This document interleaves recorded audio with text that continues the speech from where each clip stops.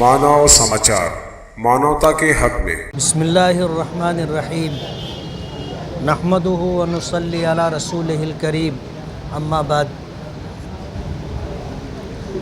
आज इस वक्त आप हजरात को यहाँ इसलिए प्रेस कॉन्फ्रेंस के लिए मदऊ किया गया है कि एक आमदार और एमएलए होने की हैसियत से बड़े बड़े काम जो शहर की ज़रूरत के हैं वो एक एमएलए की ज़िम्मेदारी होती है, उसका करना उसका कर्तव्य होता है।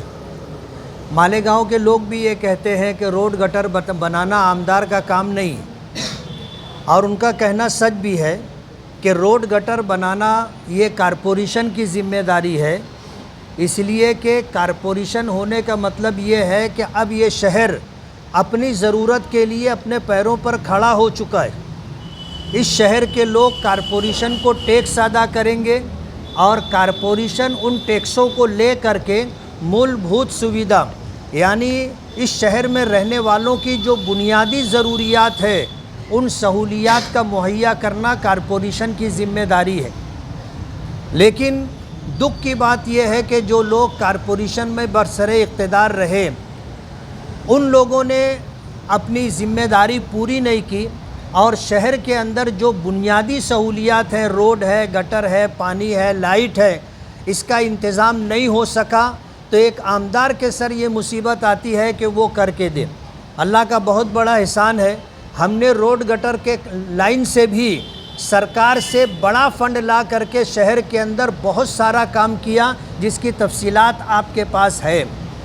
एक आमदार होने की हैसियत से जो बड़े काम शहर के हैं उनमें से एक बड़ा काम जो बाईपास हाईवे पर दोनों साइड से सर्विस रोड हो, फ्लाईओवर हो, जहाँ जहाँ क्रॉसिंग है या अंडरपास रास्ता हो, उसके लिए 165 करोड़ रुपया मंजूर हुआ और वो काम अल्हम्दुलिल्लाह शुरू हो गया है। लॉकडाउन के अंदर हमने हाईवे अथॉरिटीज़ को जो दिल्ली के हैं, बम्बई के हैं, नासिक के हैं, उनको बुलवाया था। मालेगांव पुलिस डिपार्टमेंट और इसी तरह रेवेन्यू डिपार्टमेंट के ऑफिसरान का हमने सर्वे कराया था, टेरे फाटा से लेकर के 40 गांव फाटे तक। अल्हम्दुलिल्लाह 2-3 साल की मुसलसल मेहनत के बाद वो मंजूर भी हो गया और काम शुरू भी हो गया। दूसरा काम तलवाड़ा डैम से जो पानी की पाइपलाइन फ़िल्टर प्लांट तक है वो 40 साल पुरानी है तकरीबन, वो ख़राब हो चुकी थी। उसके लिए नई पाइपलाइन की हमने डिमांड की थी, 149 करोड़ रुपया उसके लिए मंजूर हुआ और 19.5 किलोमीटर में से 8 किलोमीटर पाइपलाइन पड़ चुकी है। ये 149 करोड़ रुपये के अंदर मालेगांव शहर के अंदर 5 पानी की टांकियां बननी है और 50 किलोमीटर की पाइपलाइन पूरे शहर में जहां जहां पानी की पाइपलाइन नहीं है वहां पड़नी है।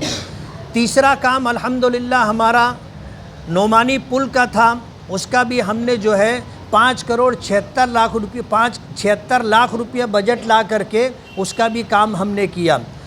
आपको याद होगा हमने केंद्र सरकार से सिविल हॉस्पिटल में एक हॉस्पिटल महिला बाल रोगनालय की मंजूरी ली थी और उस वक्त महाविकास अघाड़ी की सरकार थी और महाविकास अघाड़ी की सरकार में आउटर के एमएलए दादा भूसे साहब ने उस हॉस्पिटल को सीएम साहब से बातचीत करके उनकी मंजूरी ले करके सिविल हॉस्पिटल से वो हॉस्पिटल सटाना रोड पर ट्रांसफ़र किया, जिसका उन्होंने अभी पिछले दिनों इफ्तिताह भी किया।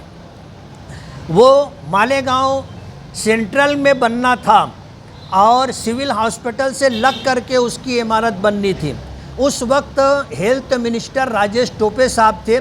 मैंने उनको इस बात की कंप्लेन दी और उनसे मैंने इस बात का तकाजा किया कि ये सत्ता का दुरुपयोग है कि आज अगर जो है आउटर के एमएलए सरकार में हैं और उनकी पार्टी का अगर चीफ मिनिस्टर है तो हमारा मंजूर कराया हुआ काम वो ट्रांसफ़र करवा करके अपनी हद्दी में ले जाएं, ये बात बराबर नहीं। जब बार बार मैं उनसे ये बात कहता रहा तो उन्होंने ये कहा कि मिली जुली सरकार है और सीएम जो है शिवसेना पार्टी का है और ये उसी के कारपोरेटर हैं और कैबिनेट मिनिस्टर भी हैं, इसलिए मैं आपकी कोई मदद नहीं कर सकता। जब मैं थोड़ा सा नाराज़गी का इजहार किया तो उन्होंने कहा कि आमदार साहब आप दूसरा हॉस्पिटल मांग लो। तो मैंने कहा ठीक है, आप दूसरा हॉस्पिटल दे दो। तो जैसा उन्होंने बताया था वैसा लेटर तैयार करके वो लेटर उनको मैंने दिया, और लेटर ले करके हाउस में, असेंबली हाउस चल रहा था, उसी वक्त तो उन्होंने जो है उसके ऊपर अपनी सिफारिश कर दी थी। उस वक्त से हम फॉलो अप लेते रहे, और अल्लाह का बहुत बड़ा करम है कि वो जो हॉस्पिटल था वो 45 करोड़ रुपए में बनने वाला था, जिसको सटाना रोड पर ट्रांसफ़र किया गया। अल्हम्दुलिल्लाह उसके बदले में हमने जो हॉस्पिटल की डिमांड की थी 100 हॉस्पिटल की मंजूरी, 100 बेड की मंजूरी मिल गई है, और ये उसका GR है।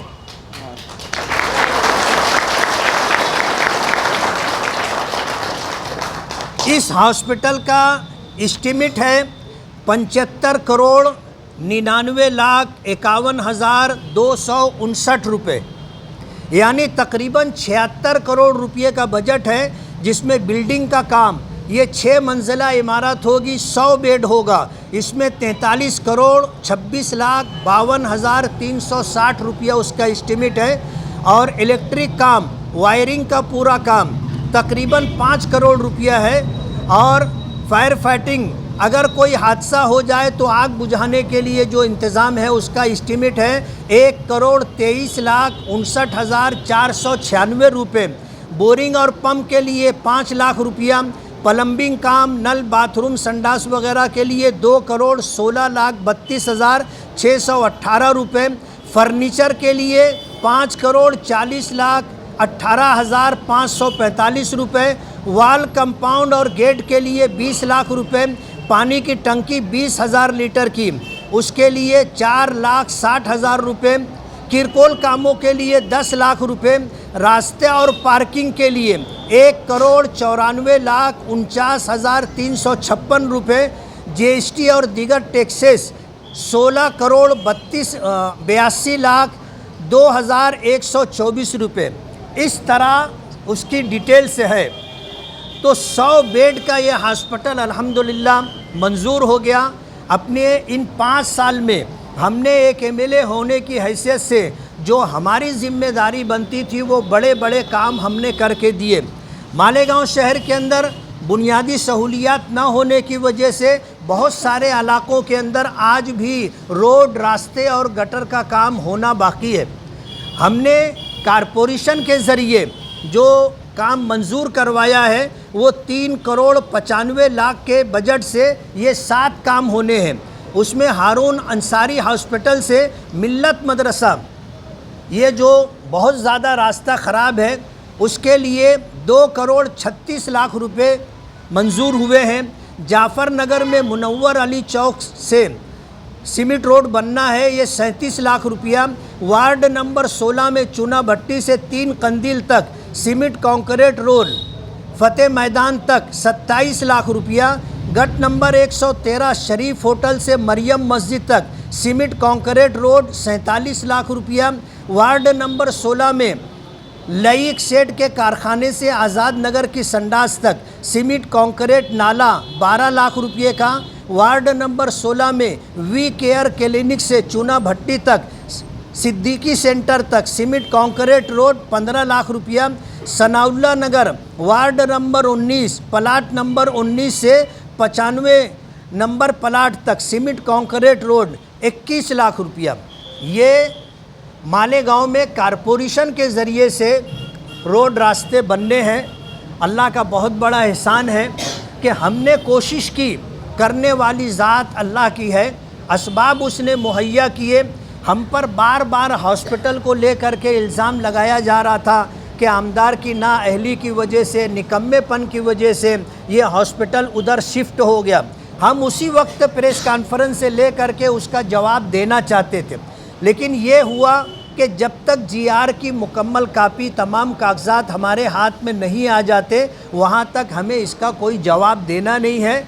और अल्हम्दुलिल्लाह आज जब GR की कॉपी आ चुकी है तो हम प्रेस कॉन्फ्रेंस के ज़रिए पूरे शहर को ये बताना चाहते हैं कि अगर 40 बेड का हॉस्पिटल इधर से उधर गया था तो अल्हम्दुलिल्लाह 100 बेड के हॉस्पिटल की मंजूरी हमने महाराष्ट्र सरकार से ली है, और वो 45 बेड का हॉस्पिटल जो बनने वाला था वो फंड केंद्र सरकार का था।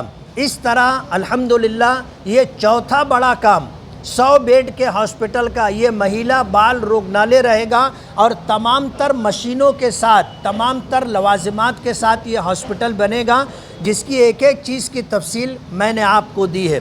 ये क्या पेशबंदी रहेगी? नहीं, पेशबंदी वगैरह वगैरह सब हो चुकी है।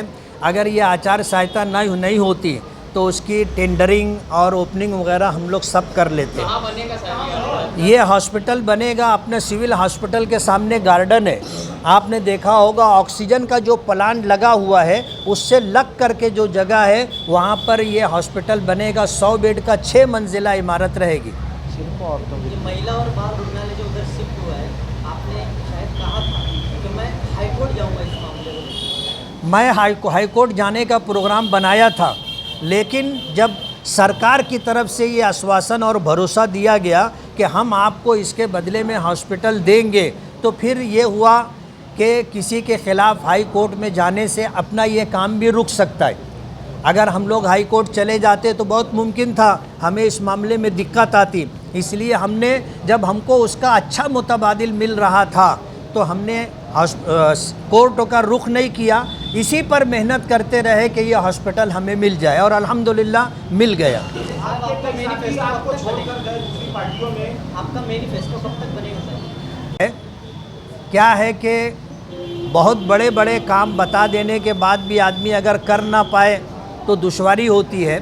हमने अल्हम्दुलिल्लाह जो किया है 5 साल में, बल्कि 2.5-3 साल में, हम ऐसे ही कामों को अपने मैनिफेस्टो में डालेंगे, और हमारी कोशिश ये होगी कि हम लोगों से जो वादा करें उससे ज़्यादा, उससे अच्छा करके दे सकें। आपके कई साथी दूसरी पार्टियों में आपको छोड़ कर रहे हैं, जिनमें आपके साथ ही अतीक कमाल के जानशीन सलमान जुड़े हुए हैं, तो आप अभी भी अपने आप को कमजोर उनके जाने से महसूस कर रहे हैं, या आपके साथ जो दीगर कारपोरेटर्स हैं और वर्कर्स हैं इनके बल पर आप आगे इलेक्शन में कुछ कहना चाहें?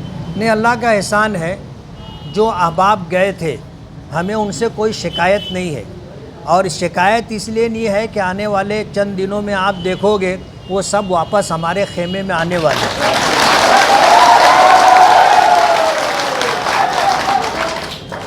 और दूसरी बात ये कि ये चंद लोगों के मुतालिक ये बात कही जा सकती है, लेकिन आज अल्हम्दुलिल्लाह सियासी तौर पर जो शहर के अंदर अपना एक मकाम रखते और जिनकी रफ़ाकत कहो, जिनका साथ कहो, इलेक्शन में हमारे लिए बहुत मददगार साबित होगा, ऐसे खानवादे सियासी असर और रसूख रखने वाली शख्सियात हमारे साथ हैं, और इंशाअल्लाह ये इलेक्शन हम उनको अपने साथ लेकर के पूरी ताकत से लड़ेंगे और इंशाअल्लाह जीत हासिल करेंगे।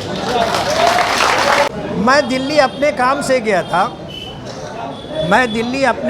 गया था, और इस बात को बताने में कोई झिझक नहीं है कि कांग्रेस पार्टी के पास मालेगांव में मजबूत उम्मीदवार नहीं है। कांग्रेस पार्टी मजबूत उम्मीदवार तलाश कर रही है, और आज तक हमारे पीछे ये सिलसिला है।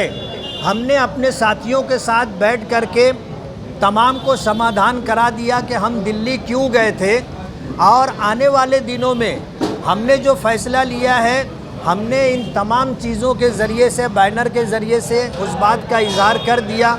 हम पहले दिन से कह रहे थे कि मैं AIMIM से मैं उम्मीदवार था, MLA हूँ, और आइंदा भी उसी से उम्मीदवारी करूँगा। मालेगांव में सबसे पहले अगर किसी की उम्मीदवारी फ़ाइनल हुई है तो वो अल्हम्दुलिल्लाह मैं हूँ। इसलिए हम जहाँ तक जा चुके हैं वहाँ से आगे ही हम बढ़ते रहेंगे इंशाअल्लाह, और अल्लाह हमें जीत अता करेगा।